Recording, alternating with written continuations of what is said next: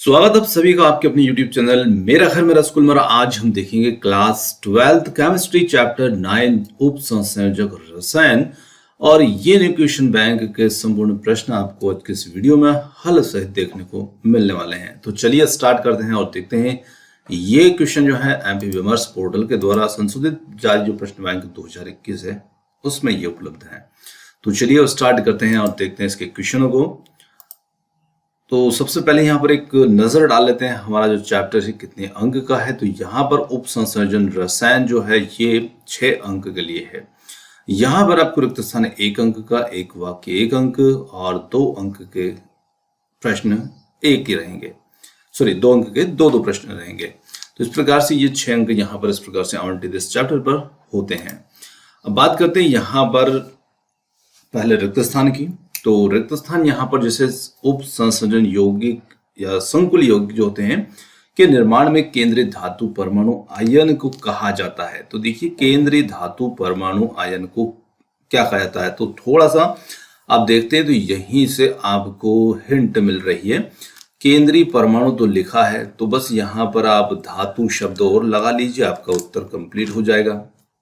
ठीक है, तो इसमें जो हमारा उत्तर होगा ये हो जाता है केंद्रीय धातु परमाणु कहा जाता है।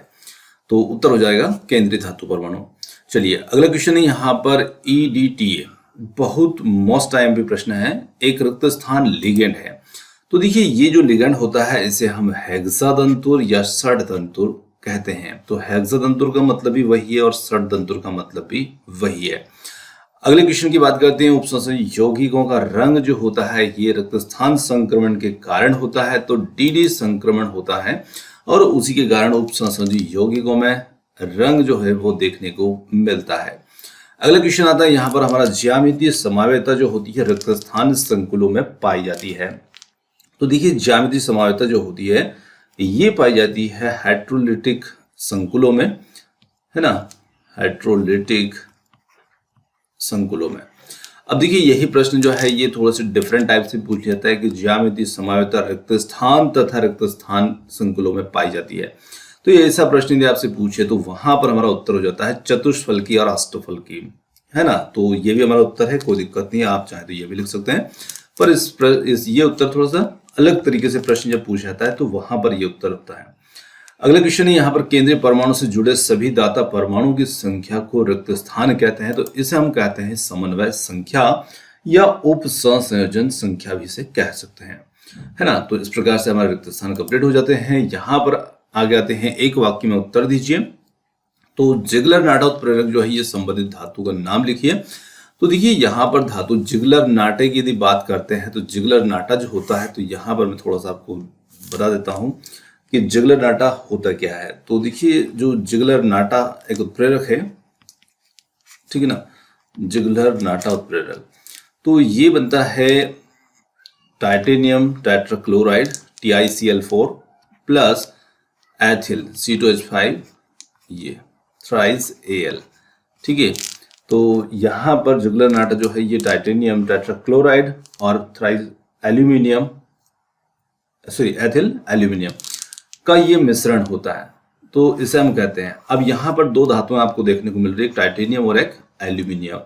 तो किसी को भी आप यहाँ पर लिख सकते हैं। तो यहाँ पर मैंने उत्तर लिखा है टाइटेनियम का, तो Ti टाइटेनियम।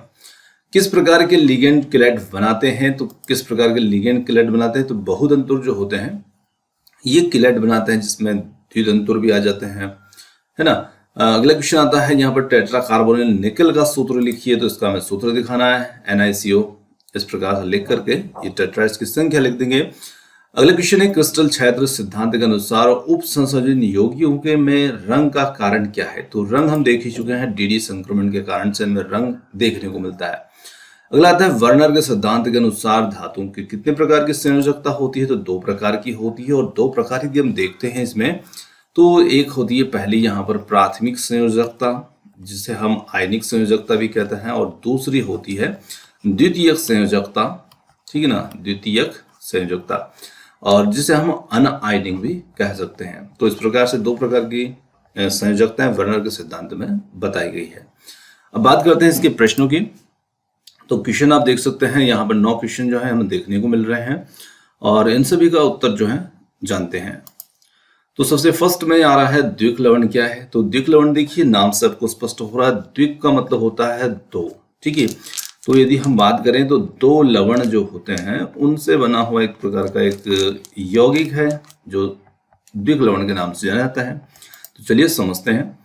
देखिए द्विक लवण डबल सॉल्ट जो होते हैं ये योगशील यौगिक होते हैं जो जलीय विलयन बनाने पर अपने संगठक आयनों में टूट जाते हैं। और द्विक लवण के सभी संगठक आयन जो होते हैं अपनी स्वतंत्र पहचान रखते हैं और आयनीकरण होने पर अपने परीक्षण देते हैं। अब देखिए यहाँ पर आपको एक उदाहरण देखने को मिल रहा है जैसे फेरस अमोनियम सल्फेट। तो यहाँ पर फेरस अमोनियम सल्फेट एक लवण ये है, दूसरा लवण ये है, तो इसी वजह से इसे कहा जाता है द्विक लवण। यहाँ पर आप देखते हैं तो एक लवण यहाँ से K2SO4, एक लवण ये है, दूसरा लवण ये है ना, और इनसे बना हुआ यौगिक पोटास एलम फिटकरी भी इसे कहा जाता है और ये एक द्विक लवण का उदाहरण है। चलिए अगले क्वेश्चन की बात करते हैं, संकुल या संकर यौगिक क्या होते हैं। तो देखिए संकुल या संकर यौगिक जो होते हैं इन्हें कॉम्प्लेक्स यौगिक कंपाउंड भी कहा जाता है। अब होते क्या है, तो इन यौगिकों में लिगैंड किसी धातु परमाणु या आयन से उप संयोजी बंध द्वारा जुड़े होते हैं।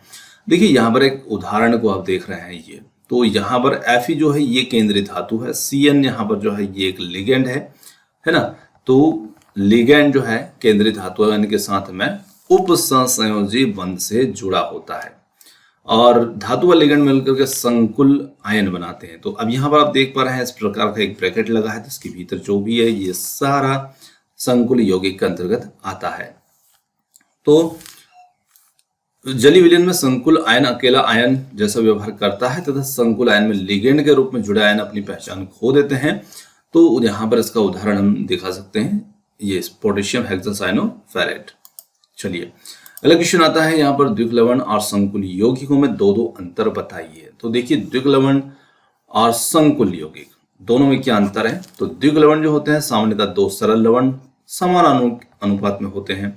यहाँ पर सरल लवण जिनमें संकुल यौगिक बनते हैं समान अनुपात में हो भी सकते हैं या नहीं भी हो सकते हैं, ठीक है। ये क्रिस्टल अवस्था में पाई जाती है, ये क्रिस्टल एवं विलयन दोनों अवस्थाओं में पाए जाएंगे। ये आयनिक होते हैं, ये अनायनिक भी हो सकते हैं। तो इस प्रकार से हम कह देंगे कि ये अनायनिक भी हो सकते हैं। चलिए अगले क्वेश्चन की बात करते हैं, केंद्रीय धातु परमाणु को परिभाषित कीजिए। तो केंद्रीय धातु परमाणु हम किसे कह सकते हैं। तो देखिए धनायन अथवा परमाणु जो एक से अधिक उदासीन अणुओं अथवा ऋणायनों से समन्वित होता है इसे हम केंद्रीय धातु परमाणु कहते हैं। अब देखिए एक से अधिक उदासीन अणुओं या ऋणायनों से समन्वित होता है इसे केंद्रीय धातु परमाणु कहा जाता है। अभी हमने एक उदाहरण देखा था पोटेशियम हेक्सासाइनोफेरेट का, वहां पर आपने देखा जो Fe था वो लिगैंड से समन्वित हो रहा था। चलिए अगला क्वेश्चन आता है लिगैंड क्या है। तो देखिए लिगैंड जो होते हैं कोई भी ऐसे परमाणु अणु आयन कुछ भी हो सकते हैं जो कि केंद्रीय आयन का मतलब है केंद्रीय धातु को इलेक्ट्रॉन युग्म देकर के उप सहसंयोजी बंध बनाने में समर्थ होते हैं। इन्हें हम संलग्नी या लिगैंड कहते हैं। यहाँ पर उदाहरण देखिए, जैसे यहाँ पर Fe है और CN6 है, तो यहाँ पर ये है लिगैंड है ना, साइनो एक लिगैंड है और ये इस Fe केंद्रीय धातु आयन के साथ में उप सहसंयोजी बंध बनाता है इलेक्ट्रॉन युग्म प्रदान करके। तो लिगैंड में वह विशिष्ट परमाणु जो वस्तुतः इलेक्ट्रॉन युग्म देता है उसे हम डोनर एटम्स कहते हैं। अब देखिए CN में आप देख रहे हैं कार्बन भी है, नाइट्रोजन भी है, तो इनमें से देता कौन है। तो जो इलेक्ट्रॉन युग्म देगा वो डोनर कहलाएगा, है ना, इलेक्ट्रॉन युग्म दाता परमाणु कहलाता है। चलिए अगला क्वेश्चन आता है क्रिस्टल छात्र सिद्धांत की दो सीमाएं लिखिए। तो सिद्धांत की दो सीमाएं देखिए सबसे पहले तो इस सिद्धांत में ये माना गया है कि लिगैंड जो है ये एक बिंदु रूपी कण होता है। अब दूसरी यहाँ पर सीमा की बात करें तो धातु परमाणु तथा लिगैंड के बीच की जो सहसंयोजी प्रकृति होती है को इस सिद्धांत से नहीं समझाया जा सकता। और थर्ड है यहाँ पर यह धातु आयन एवं लिगैंडों के मध्य बहुबंधन की व्याख्या नहीं करता। तो यहाँ पर इसके सीमाएं जो है ये इस प्रकार से हम इसमें बता सकते हैं। दो सीमाएं पूछिए, तीन यहाँ पर आपके सामने है ना, तो कोई भी आप दो लिख सकते हैं। चलिए अगला क्वेश्चन आता है दुर्बल क्षेत्र व प्रबल क्षेत्र लिगैंड क्या होते हैं। तो देखिए दुर्बल क्षेत्र और प्रबल लिगैंड क्षेत्र क्या होते हैं। तो ऐसे लिगैंड्स जिनका CFSE जो एक प्रकार की ऊर्जा है का मान कम होता है ना, उन्हें दुर्बल क्षेत्र लिगेंड कहते हैं, जबकि जिन लिगेंडों का उच्च CFSE मान होता है उन्हें हम प्रबल क्षेत्र लिगेंड कहते हैं। अब देखिए थोड़ा सा हमारे दिमाग में आता है कि CFSE क्या है, तो आप यहाँ पर देख पा रहे हैं क्रिस्टल क्षेत्र विपाटन ऊर्जा। तो क्रिस्टल क्षेत्र विपाटन ऊर्जा का मतलब है कि जो हमारा डी कक्षक होता है ना, डी कक्षक के अंदर हम देखते हैं कि इसमें 5 कोश बने होते हैं और ये 5 उपकोष जो होते हैं 2 प्रकार के क्षेत्रों में बढ़ जाते हैं। तो कुछ इस प्रकार से, जैसे कि यहाँ 2 हो गए, नीचे यहाँ पर हमने 3 कर दिए। तो इनमें एक क्षेत्र निम्न ऊर्जा क्षेत्र होता है और एक उच्च ऊर्जा क्षेत्र होता है। ठीक है, तो इलेक्ट्रॉन का जब प्रमोशन होता है तो वो निम्न ऊर्जा क्षेत्र से उच्च ऊर्जा क्षेत्र में चला जाता है और इसी को हम कहते हैं DD संक्रमण, क्योंकि ये भी डी कक्षक के ही उपकोष हैं, ये भी डी के उपकोष हैं। बस अंतर है कि ये निम्न ऊर्जा वाले हैं, ये उच्च ऊर्जा वाले, है ना। तो इन्हीं 5 को यहाँ पर इस प्रकार से डिस्ट्रीब्यूट किया गया है, इन्हें बांट दिया गया है 2 अलग अलग क्षेत्रों में। अब इनके बीच की जो ऊर्जा हुआ करती है उसी को हम कहते हैं CFSE। तो इनके बीच में यदि ऊर्जा का मान कम है तो मतलब दुर्बल क्षेत्र लिगेंड होगा, और मान उच्च है तो वो प्रबल लिगेंड क्षेत्र होता है। चलिए अब थोड़ा सा हम क्रिस्टल क्षेत्र विपाटन ऊर्जा को भी परिभाषित कर लेते हैं। देखिए, जब लिगेंड संक्रमण धातु आयन के पास आते हैं तब डी कक्षक जो होता है 2 साइड कम ऊर्जा और उच्च ऊर्जा वाले क्षेत्र में विभक्त हो जाते हैं और कक्षकों के 2 साइडों के बीच की ऊर्जा अंतर को ही क्रिस्टल क्षेत्र विभाजन ऊर्जा या CFSE कहा जाता है। तो आपको ये नहीं लिखना है, ये सिर्फ आपके समझने के लिए बात है। आपका उत्तर तो यही खत्म हो जाएगा 2 अंक के लिए।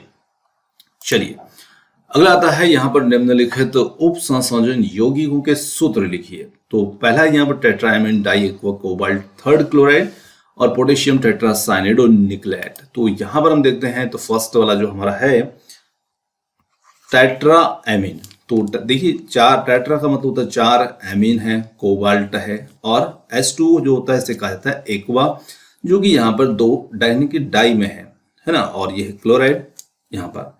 तो इस प्रकार से हम इसका सूत्र इसमें लिख देंगे। अगला आता है यहाँ पर पोटेशियम टेट्रासाइनाइड और निकलेट। तो देखिए इस प्रकार का जो संकुल होगा इसका सूत्र बनता है दूसरे वाले का, तो यह है पोटेशियम टेट्रासाइनो निकलेट।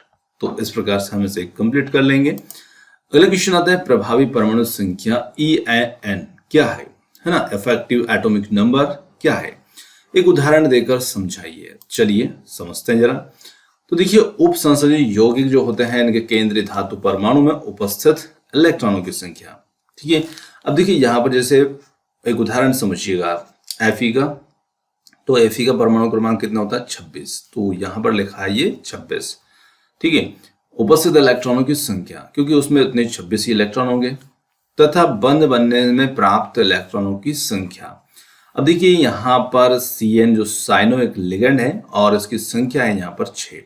अब ये जोड़े में इलेक्ट्रॉन देगा तो 6 साइनो समूह जोड़े में देंगे, मतलब कि 2-2 इलेक्ट्रॉन का जोड़ा बनाकर देंगे तो 6 के 12 हो जाएंगे। तो यहाँ पर हो जाते हैं ये 12। ठीक है, तो इलेक्ट्रॉन केंद्रित धातु परमाणु में उपस्थित इलेक्ट्रॉन की संख्या बंध बनाने में प्राप्त इलेक्ट्रॉनों की संख्या का योग जो होता है ना, इसे हम कहते हैं प्रभावी परमाणु संख्या।